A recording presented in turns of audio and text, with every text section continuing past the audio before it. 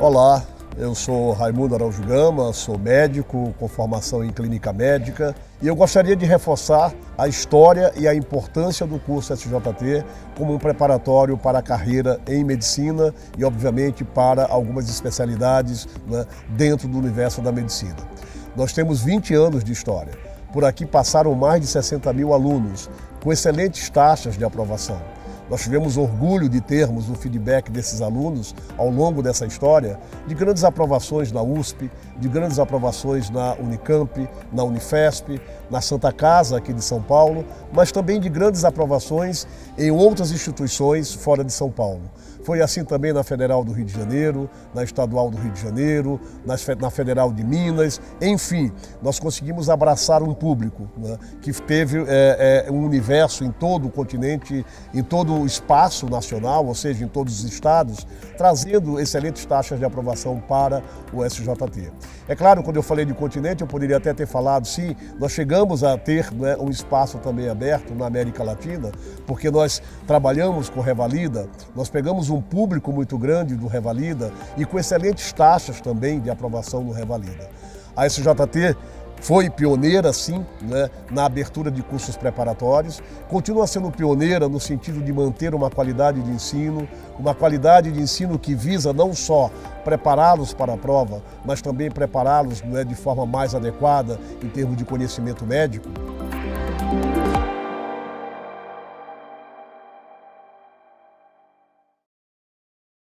Boa tarde, meu nome é Victor Marcondes, sou médico oncologista clínico, trabalho como pesquisador no Instituto Nacional de Câncer e como médico oncologista clínico na Clínica Oncomed Oncologia em Niterói. E hoje nós vamos falar sobre pesquisa clínica em oncologia. Basicamente vamos percorrer alguns tópicos, pretendo dar um apanhado geral, sendo breve. Vamos falar um pouquinho da definição que é uma pesquisa clínica, ou estudo clínico. Isso vai se abordar em termos de uma investigação científica com seres humanos, que tem como objetivo agregar conhecimento sobre doenças e tratamentos e nortear decisões terapêuticas em diversas áreas e em oncologia, nortear a decisão terapêutica do câncer. Quando a gente fala em pesquisa, o que vem na cabeça dos pacientes primeiros é a ideia de cobaia. Na verdade, a cobaia é um roedor aqui da América do Sul, a Cavia porcellus, utilizado em experiências de laboratórios e acabou sendo utilizado como referência para qualquer animal submetido a experiências laboratoriais. Aí temos fotos da cobaia, mas na verdade, às vezes alguns pacientes caracterizam essa questão de participar de um estudo clínico como um benefício, né? Sabendo que essas drogas, em investigação, elas têm um potencial enorme de gerar benefício em termos de tratamento, então isso acaba sendo uma possibilidade muito boa para esses pacientes. As fases da pesquisa clínica vão desde a investigação pré-clínica em modelos animais, a gente poderia dizer uma fase 0, onde o racional é procurar a relação biológica da droga com o contexto do tratamento ou intervenção que você esteja fazendo. E quando é uma droga, ela vai utilizar uma dose para identificar se essa dose ela vai obter o efeito biológico desejado. Em seguida, a gente passa para uma fase 1, que é uma fase de avaliação de algumas outras características, como farmacocinética, avaliações de segurança e de tolerabilidade. E aí nessa fase nós vamos ter diferentes cortes dentro do estudo e dentro dessas cortes nós vamos conseguir definir qual a dose que os pacientes vão conseguir tolerar e qual a dose vai ser seguida para as outras demais fases.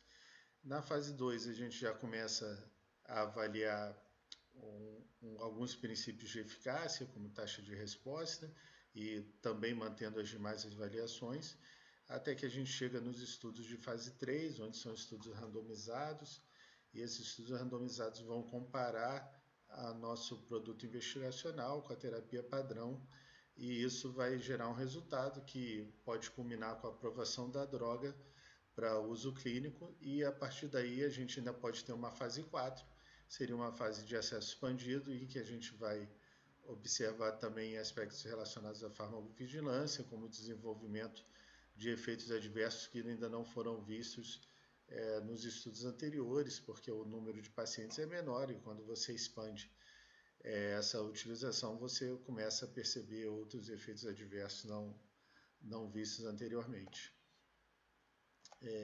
O desenvolvimento das drogas, em média, em torno de 5.000 a 10.000 compostos rastreados para se utilizar como uma droga clinicamente ativa. Desse valor, nós vamos ter em torno de 5 que vão entrar em testes clínicos e em torno de 20%, uma dessas acaba sendo aprovada, vendo a dificuldade que é obter sucesso para esses compostos no tratamento do câncer nas mais diversas indicações. Então, resumidamente, nós vamos ter uma nova molécula. Essa nova molécula vai ser submetida a estudos pré-clínicos. Isso vai ser submetido pela indústria para estudos em fases clínicas. Elas vão ser aprovadas mediante o resultado obtido e, em seguida, a gente ainda vai manter pesquisas pós-comercialização para buscar aqueles eventos adversos que ainda não foram notificados e outras características aí que possam estar influindo no meu tratamento. Para isso acontecer, a gente tem vários processos, né? Então, a pesquisa clínica ela vai envolver a indústria farmacêutica, órgãos regulatórios, os comitês de éticas, os médicos investigadores e o paciente, e todos esses atores vão ter que se interrelacionar de maneira a garantir primordialmente a segurança dos pacientes durante as diferentes fases da pesquisa clínica.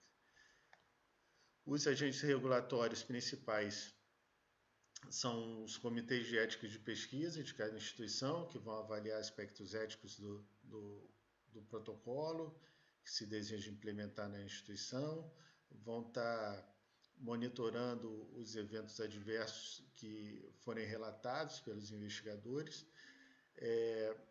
Também a Comissão Nacional de Ética em Pesquisa vai receber dos comitês de ética esses protocolos e vai analisar do ponto de vista ético se esses protocolos estão dentro dos princípios éticos que norteiam a pesquisa clínica. A Anvisa também é um órgão regulatório importante, visto que esses compostos, muitas vezes, eles precisam ser importados ou têm algumas características que precisam ter uma regulação do ponto de vista da vigilância sanitária. E ainda outras normas e regulamentos diversos, tanto locais como nacionais e internacionais, que a pesquisa clínica precisa se basear durante as diferentes fases aí de cada protocolo.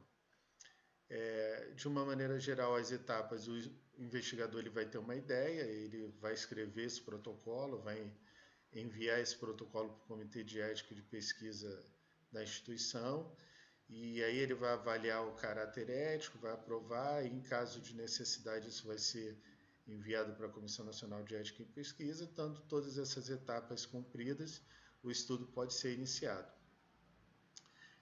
Quando a gente fala de ideias que os investigadores têm, isso vai ser baseado em desenhos de estudos, né?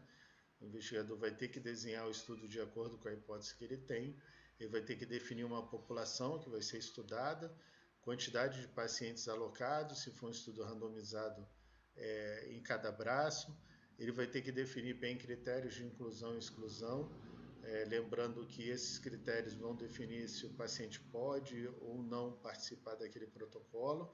Muitas vezes a gente tem a ideia que o critério de inclusão é uma coisa prejudicial, que o paciente não vai poder participar do protocolo, mas na verdade a gente tem que ter uma ideia contrária. O critério de inclusão e exclusão serve para proteger os pacientes que são mais vulneráveis, que têm comorbidades, de serem submetidos às vezes a um tratamento que a gente ainda não sabe o resultado e poderem desenvolver eventos adversos mais graves.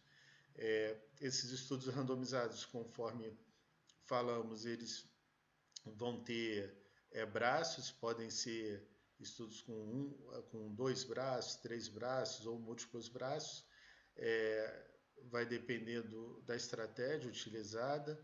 E dentro desses braços, a randomização também pode ser 2:1, 3:1, então você vai ter 3 vezes mais pacientes no grupo de tratamento, por exemplo, do que no grupo controle. Isso permitiria que mais pessoas tivessem acesso à droga em estudo. E o tipo de intervenção também é muito importante no desenho de estudo, se é um estudo cego ou se é um estudo aberto. E depois a gente também fala um pouquinho o que significa e quais as modalidades de cegamento que podem ter no estudo. Então, é importante a gente saber também se esse estudo vai ser único ou multicêntrico, lembrando que estudos multicêntricos eles têm um peso maior, que nós vamos ter uma amostra populacional mais diversa, uma chance de inclusão de pacientes maior, esse estudo estando disponíveis em vários locais.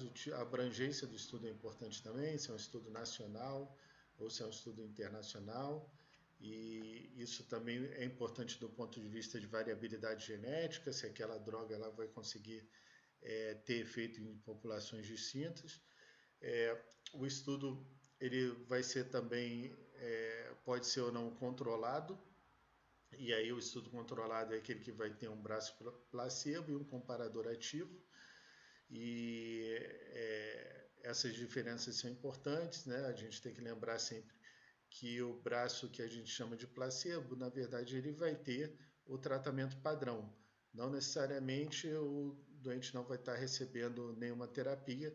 Às vezes, quando não recebe nenhuma droga, por exemplo, é porque a gente considera que o padrão é uma terapia de suporte, por exemplo. Mas quando tu já tem terapias bem estabelecidas, a gente vai ter um braço comparador com aquela droga ou aquele tratamento, ou aquela intervenção que sabidamente tem atividade para aquela enfermidade que a gente está avaliando.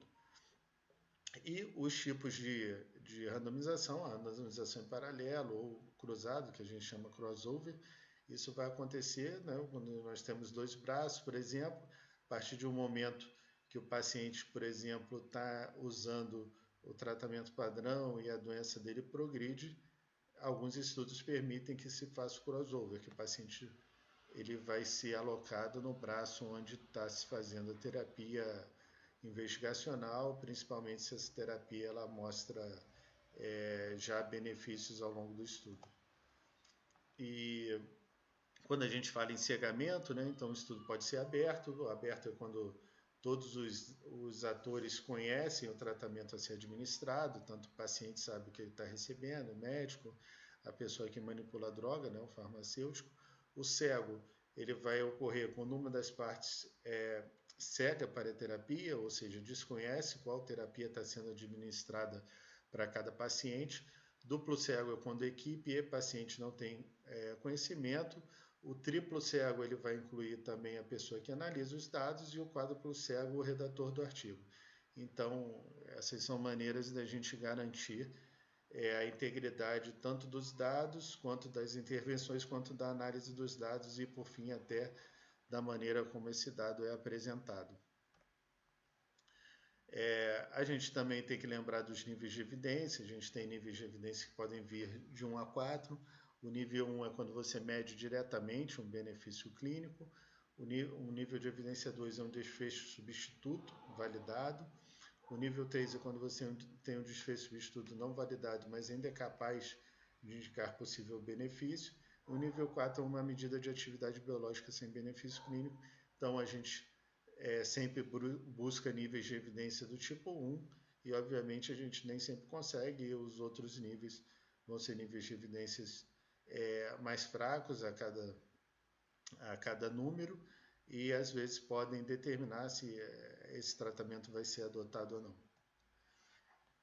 Os desfechos, né, são importantes para todos os protocolos. A gente pode falar em termos de sobrevida global, sobrevida livre de progressão, tempo até progressão de doença, sobrevida livre de doença e taxa de resposta objetiva. Quando a gente fala em sobrevida global, a gente vai lembrar que é o tempo da randomização, ou seja, o tempo do que o paciente efetivamente entrou para a terapia do estudo até o óbito. É considerado talvez o desfecho mais confiável para estudos de oncologia. Ele acaba tendo um pouquinho de viés quando o paciente utiliza múltiplas linhas, né, subsequentes. Então, se você analisa um estudo de uma droga que está sendo utilizada no primeiro tratamento do paciente, ele vai utilizar durante um tempo, essa doença vai progredir e depois o tempo todo que esse paciente ainda apresentar de sobrevida, ele pode ser submetido a outros tratamentos. E aí a gente não vai saber se esse tempo do início do primeiro tratamento até o óbito, se ele foi afetado pelas diferentes terapias utilizadas posteriormente. A sobrevida global às vezes precisa de um longo tempo de segmento, então isso é importante a gente saber, o paciente vai ter que estar sendo acompanhado, a gente não vai poder perder esse paciente de vista, vai ter que estar registrando essa informação em prontuário, nos diversos meios de coleta de dados que os estudos disponibilizam. A sobrevida global precisa, às vezes, de um grande número de pacientes para a gente poder perceber alterações significativas em termos de eficácia da droga e um ganho de sobrevida global sem aumento considerável de toxicidade é o que todo mundo objetiva e isso acaba levando à aprovação do medicamento. Como exemplo, eu trouxe esse artigo no estudo Keynote 189, publicado no New England Journal of Medicine, e a gente vê que esse é um estudo duplo cego, fase 3, randomizados na proporção de 2:1, então tinha 2 pacientes no grupo de tratamento e um paciente no braço de controle, 616 pacientes, e aí ele fala que a população que ele tinha no estudo eram pacientes com câncer de pulmão não pequenas células, do tipo metastático não escamoso.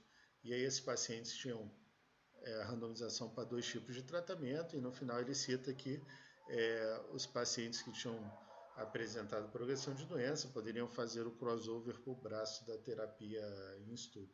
E aí ele cita também no final que os desfechos primários eram sobrevida global e sobrevida livre de progressão e, de certa maneira, também foram acessados de maneira cega por uma revisão radiológica independente central e isso é outro tipo de cegamento que os estudos apresentam e é muito importante na definição do resultado. Normalmente, a sobrevida global é apresentada dessa maneira, a gente vai ver um gráfico com 2 curvas, uma curva mostrando a terapia investigacional e uma curva mostrando o placebo. Nós vamos ter ali a mediana, em torno de 12 meses, você vê uma diferença de sobrevida global, então você, em 12 meses tinha em torno de 70% nos pacientes vivos com a terapia investigacional e em torno de 50% os pacientes que recebiam placebo, e isso daria um hazard ratio, que é a chance 51% maior dos pacientes que receberam a terapia de combinação de estarem vivos ao final desse período. E aí outro desfecho que a gente vai avaliar também é a sobrevida livre de progressão, que é o tempo da randomização até a progressão ou óbito do paciente. Isso a gente considerar que o óbito ele vai estar associado a um crescimento do tumor ou uma piora fisiológica da condição do paciente. Isso reduz um pouco aquele viés que a gente falou da sobrevida global, que era de você utilizar muitas linhas subsequentes, porque já na primeira progressão a gente vai identificar se esse paciente respondeu ou não à terapia. Uma coisa que pesa um pouco contra é que a avaliação de progressão às vezes é subjetiva, a gente vai ter que avaliar uma imagem, às vezes essa imagem a gente vai ter dificuldade de interpretar, dependendo da posição do tumor, das características da imagem, e aí já acaba sendo um assunto para outra abordagem, e são vários critérios que a gente utiliza, talvez o mais conhecido é esse RECIST, que é o critério de avaliação de resposta em tumores sólidos, e existem outros critérios também, mas todos eles são, de certa maneira, subjetivos, que dependem da análise do médico radiologista e do investigador do estudo, para poder dizer se esse paciente apresentou ou não progressão de doença. Outro endpoint que a gente usa, outro desfecho, é o tempo até a progressão de doença, vai ser o tempo da randomização até a progressão, e aí sem óbitos, e é útil quando o óbito não está relacionado ao câncer. Às vezes a gente tem algumas condições, os pacientes que a gente tem uma doença mais indolente, às vezes eles podem ter óbitos por outras causas, óbitos relacionados às vezes até à própria terapia, e o tempo até a progressão de doença ele vai ser útil para distinguir entre essas situações clínicas. A sobrevida livre de doença também é interessante, que é o tempo da randomização até a recorrência ao óbito. Isso vai ser importante, por exemplo, em estudos de adjuvância, que é aqueles estudos onde o paciente fez um tratamento cirúrgico e está fazendo alguma complementação com o produto investigacional, ou pacientes que apresentam a resposta completa, às vezes é uma terapia inicial muito efetiva, e aí esse paciente acaba recebendo essa terapia, todos os tumores que ele tem desaparecem, e aí o que você vai avaliar é o momento que a doença se manifesta novamente, ou casos de tumores indolentes que têm uma longa evolução, por exemplo, linfoma folicular de baixo grau, e isso é um outro desfecho que a gente vai estar utilizando. Ele é menos afetado por linhas subsequentes, então isso também é interessante. E ele pode ser, às vezes, prejudicado pelo óbito antes da recorrência, isso é um ponto negativo para esse tipo de desfecho. Então, o paciente vai a óbito antes da doença voltar, você vai ficar na dúvida ali, eventualmente, se aquele óbito foi causado ou não pela doença, às vezes é difícil de estabelecer esse nexo causal, então isso pode prejudicar a minha avaliação de sobrevida livre de doença. Outro desfecho interessante é a taxa de resposta objetiva, que é a proporção de pacientes que atingem algum tipo de resposta. Como a gente falou, a gente vai usar aquele critério de avaliação de resposta em tumores sólidos. As respostas podem ser essas listadas ali, sabendo que RC é uma resposta completa, RP é uma resposta parcial, D é doença estável, PD é progressão de doença, e NA é quando essa doença não consegue ser avaliada em termos de resposta. Cada um vai ter uma porcentagem que vai definir que tipo de resposta eu vou ter. Não é considerado um desfecho primário e também vai envolver algum grau de subjetividade na medida que essa avaliação é feita por um médico radiologista ou por um investigador de estudo utilizando as imagens de acompanhamento desse paciente, e a imagem vai estar definida em protocolo, podendo ser tomografia e ressonância, mas considerando que você tem sempre que fazer o mesmo método, desde o início da randomização até durante todo o segmento do paciente. Outros desfechos interessantes são qualidade de vida. Ali está um exemplo, o questionário de qualidade de vida do grupo do EORTC, C30, e aí ele vai te indicar se você tem um benefício clínico realmente em várias esferas da vida do paciente, dor, satisfação pessoal e bem-estar. Então são várias esferas que vão ser avaliadas, que vão poder dizer se realmente você tem um benefício clínico, independente até da resposta objetiva que a gente falou anteriormente, pelos métodos de imagem da evolução dos tumores desse paciente. E outros desfechos são de biomarcadores, mas esses vão necessitar de validação externa, mas eles são interessantes também, porque ajudam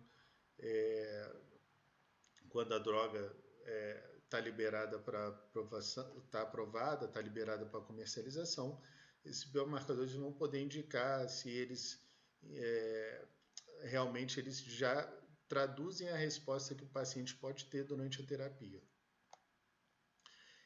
Nós temos alguns trials, né, alguns estudos que usam esse modelo, como por exemplo o Umbrella, você vai ter uma doença com várias mutações, por exemplo, como a gente vê aqui no gráfico. De acordo com a mutação, a gente vai ter uma droga específica e isso facilita o que a gente chama de medicina personalizada, a gente poder estar direcionando o paciente para um tratamento mais específico.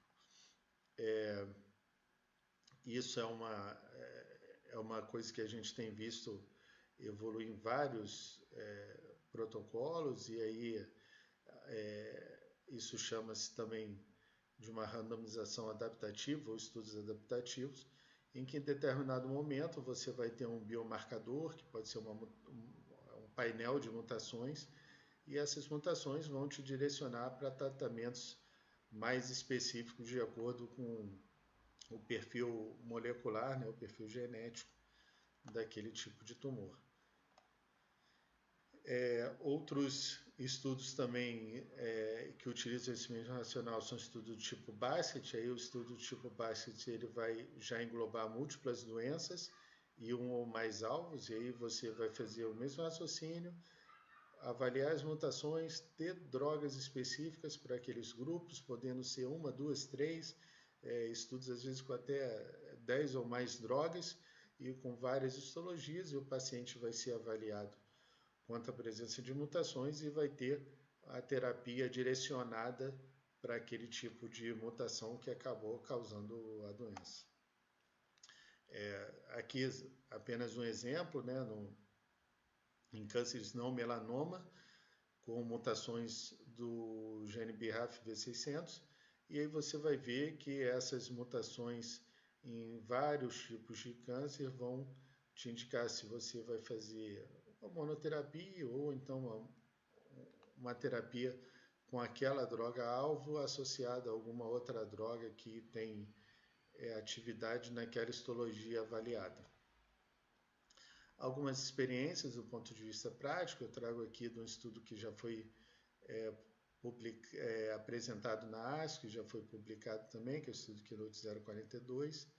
Esse estudo foi apresentado no Congresso Americano de Oncologia, ASCO, de 2018, por um brasileiro, o Dr. Gilberto Lopes, e aí a gente traz aqui como exemplo porque a gente participou desse estudo. Então, é um estudo que comparava imunoterapia em câncer de pulmão com quimioterapia baseada em platina, em um paciente de 65 anos masculino, com uma histologia escamosa, tabagista, 54 mais anos, apresentava um carcinoma epidermoide.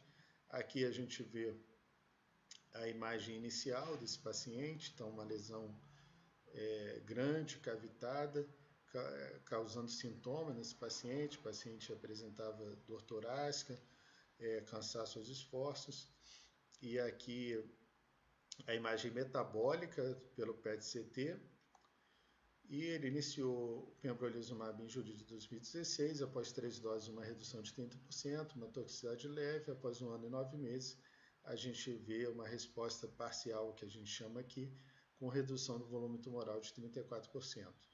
Então, esse é o tipo de benefício que a gente busca, né, nos pacientes que fazem esse tipo de terapia, e esse estudo acabou levando à aprovação da droga no cenário que a gente colocou em questão. Esse paciente ele acabou sendo um relato aí pela mídia, logo no início do seu tratamento, com uma boa resposta, e isso é uma possibilidade de esperança que a gente traz para esses pacientes que participam dos estudos clínicos.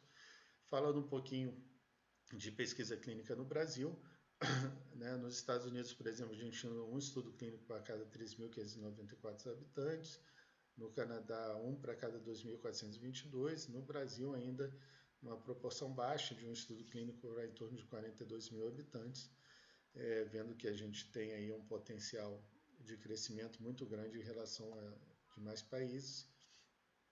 Na América Latina também, a gente tem uma proporção que pode ser muito melhor explorada, as pessoas terem mais acesso. Então fica a dica de sempre que pensar em um tratamento em oncologia, a primeira possibilidade para o paciente vai ser uma tentativa de participar do estudo clínico. E não sendo possível, ele vai seguir o tratamento habitual, sabendo que o estudo clínico ele pode às vezes trazer um benefício, como a gente viu antes, superior para esses pacientes do que o tratamento padrão. Agora eu encerro, eu deixo aqui uma dica de um filme, Quase Deus, de 2004, para vocês que são mais jovens, talvez não tenham visto esse filme ainda, e que vai mostrar como é que algumas intervenções às vezes surgem de maneira experimental, e é um filme bastante interessante, e eu acho que, não vou dar spoiler aqui, e eu acho que nesses tempos de pandemia, isolamento social, que a gente está em casa, eu recomendaria aí como complementação dessa aula, do tema, e fico à disposição. A Liga de Oncologia da UF tem os meus contatos, eu agradeço muito a participação nesse projeto. Já são 4 anos junto com a Liga de Oncologia e espero manter essa contribuição por mais anos e eventualmente a gente voltar até em formato presencial depois que toda essa situação pandêmica melhorar. Muito obrigado.